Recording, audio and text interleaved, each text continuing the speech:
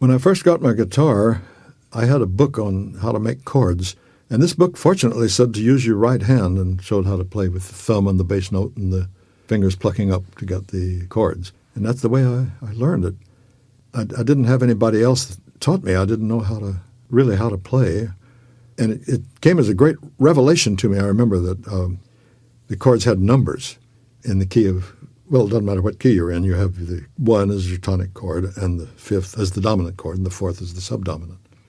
And I learned those chords in several different keys. That was at the end of my freshman year in college when I got my first guitar. A fellow named Rollins Colquitt lent me his old guitar to learn over the summer with the idea that I would teach him the next year. He never did come back to A&M. I don't know what became of him. But I had his old guitar for years. In fact, that guitar came to pieces in the car on the way with my sisters and my father and my mother. We drove up to New York to be on the Major Bowes amateur program.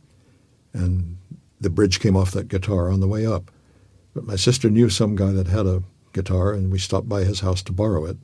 And he decided to sell it to me for $5, so that's the one I used for the Major Bowes program. Then on the road, the Mimicking Melodiers were the group of people even younger than I was. I was 19 at the time.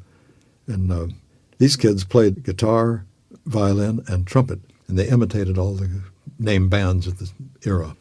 The guitar player had 2 guitars, and he sold me his old Washburn for $50. And I still have that guitar. That's the one I still use after all these years. That was in 1937 that I bought that guitar in Chicago.